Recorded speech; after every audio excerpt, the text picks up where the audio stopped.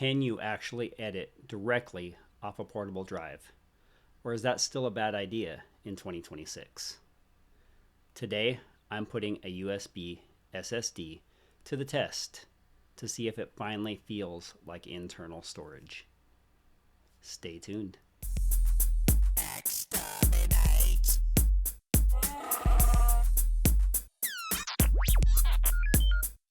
Bazinga!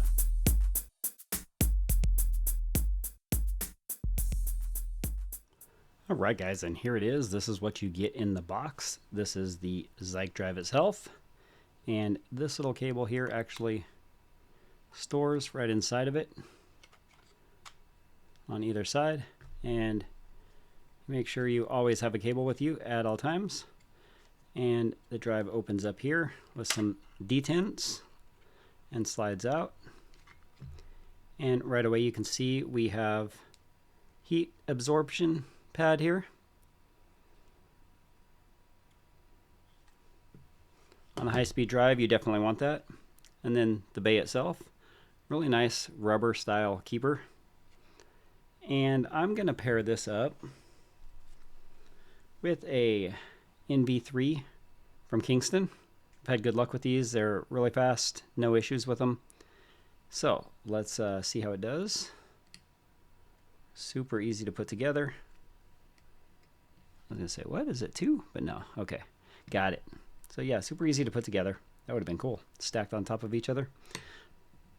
And we just spin this guy around. And there it is. Stays in there nice and firm. And we peel off the backing. And then this guy here just slides in slightly. So goes in here, slides in, and then drop it down. Locks in nice and tight. I don't know if I'm a fan of this hard, clear plastic case, and I don't know how well that's going to do with heat dissipation, but it does all. If you wanted to, you could slide it off and take it out of here.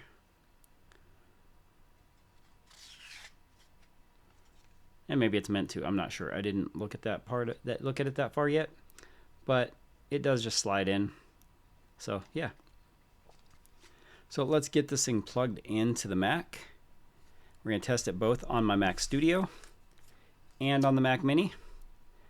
And I'm sure the speeds won't be much different because this is a high-speed USB4.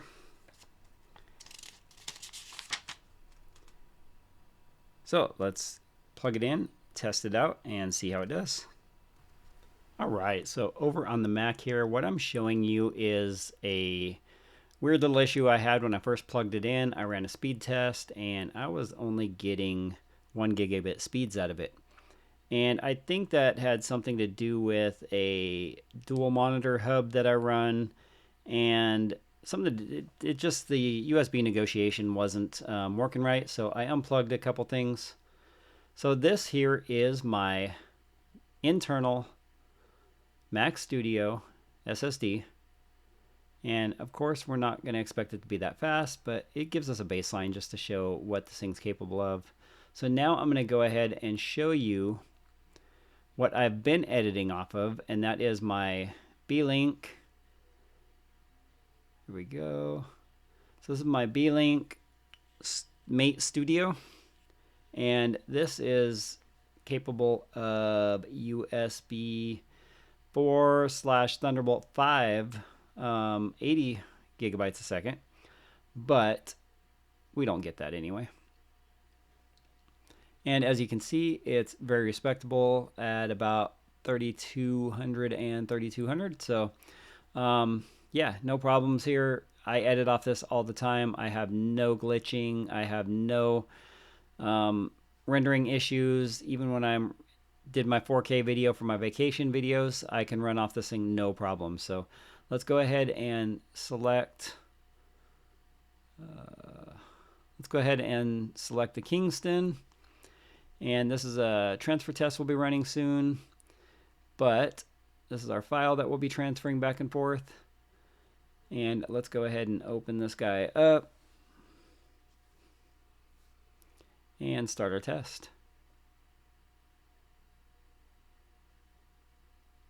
Yeah, and there you have it, guys. This thing is actually faster than my B-Link that I've been running. So 31.3, 32.9 on the reads, 31.5, 33.9. Yeah, that's amazing. This is definitely faster than my B-Link.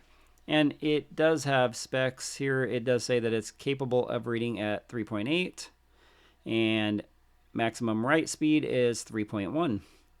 So let me just open up the settings here and show you what's going on. So this is my Mate Studio, and you can see it's capable of 80, and that's in a dual drive configuration. I don't have dual drives in there. I have a single 4 terabyte in there right now. So anyway, this is the parent company, I guess, or the chipset. And then if we go into the ZikeDrive, I guess that's their chipset or their parent company. I'm not sure exactly how that works, but anyway. And it's capable of 40 gigabytes a second. So, and it's definitely pretty close to that anyway. So the way I have it paired up, it's working great. And we have no issues. The speeds are all there. All right, so now we're jumping into Finder and we're gonna run our 250 gigabyte speed test. So this is our file here. Let's go ahead and open up the clock app and we'll get a baseline here. So we're in our Kingston here. We're going to see what our read speeds are from the Kingston to the internal SSD of the machine. And you can see here that is on my Mac hard drive. So let's go ahead and paste this. And instead of making you guys sit here and watch the entire thing, I went ahead and jumped forward. But as you can see, this is 250 gigabytes. So this is a huge file. And at their advertised speed of being able to transfer a terabyte in 5 minutes, we are looking like we would beat that. But we'll see.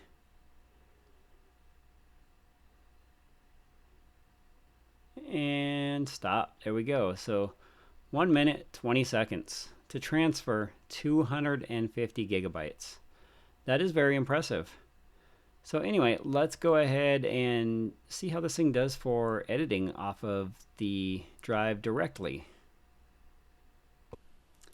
All right, guys, so here we are in DaVinci Resolve, and let's go ahead and dump some media in here. So we'll go ahead and open up our Finder here, and you can see we are pulling right off that Kingston.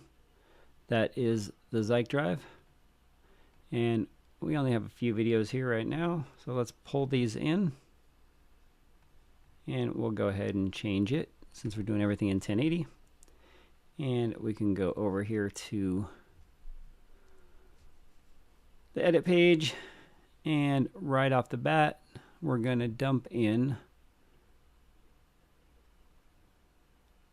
our cold opener.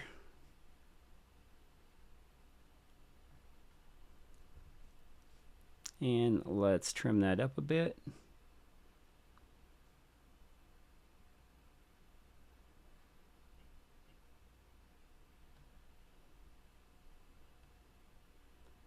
And get it at the beginning of our timeline there. So there we go.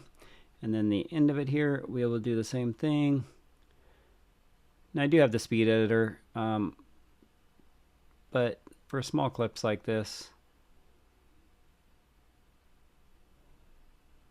this is actually speedier than pulling out the speed editor. So anyway, so there's that one. And then we will go down here to my power bin that I have, and we will pull in the opener. And I will add some transitions later. And we can jump over here to the end of the timeline. And we'll go back up here to the bin. And we're going to go to, I got some different stuff here I'm debating on what I want to do with, but let's Let's pull that in there anyway, and then I can cut some of that up and edit it.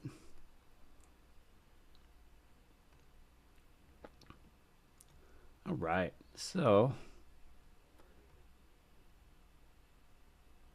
that is our opening here. So that is good there. We will go ahead and go to the end of this thing here. And we will dump in our screen tests.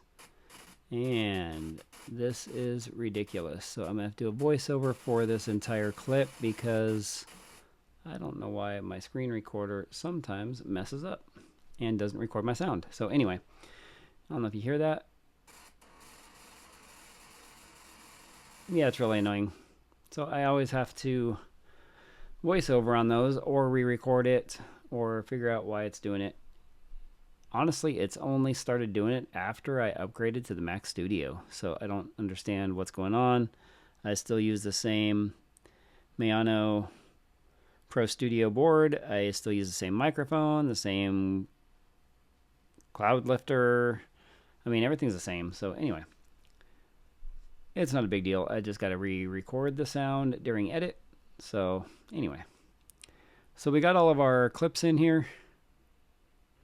And then I will do a closing clip here in a little bit.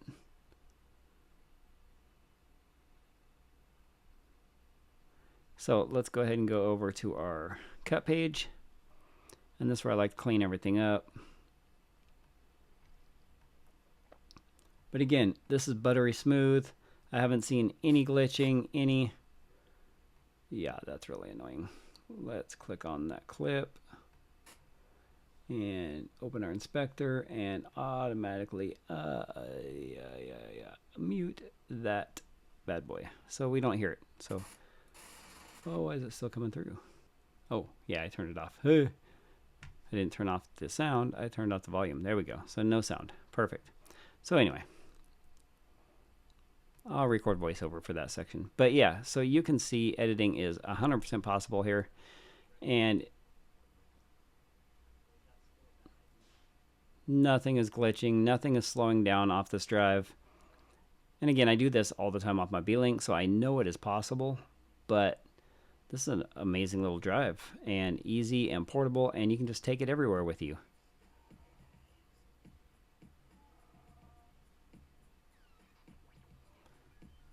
All right. So let's stop this here. We're going to drop our volume on this by about 3 or so. And then it looked like that first clip was a little quiet. So let's bring our volume up on that guy about a 5-er. And let's see if that balances out the volume. So we're peaking around 15. Negative 14, negative 15, somewhere around there. So that's good.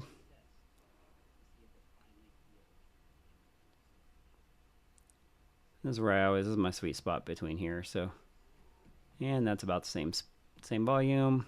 Maybe a little amplified, but that's all right. We can live with that.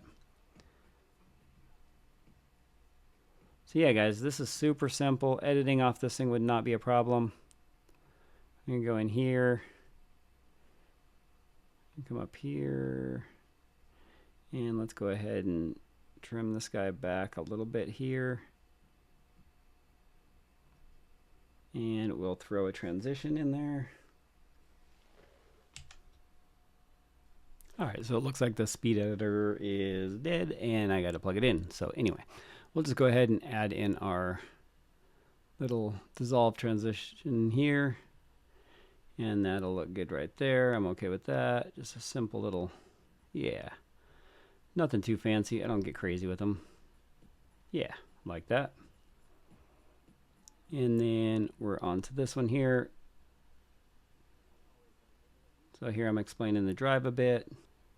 It looks like we're a little quiet here too. So I'm going to bump this up by about 5.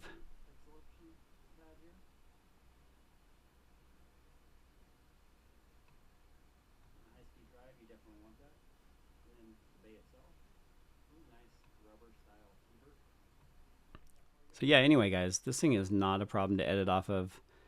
Everything looks really good. Can speed through the timeline here. And then let me clip this down a bit. Okay, yeah, so this is the one I'm gonna have to do a voiceover on, so it's not gonna be best to finish this up here. All right, so I'll go ahead and cut that in right there. And then I'm gonna start my voiceover here, so I'm gonna get off this right here, but as you can see, editing on here is not a problem. If we wanted to compile this video right now and just call it good, we could do a quick export here. We'll export it, and we'll go ahead and go into the same drive,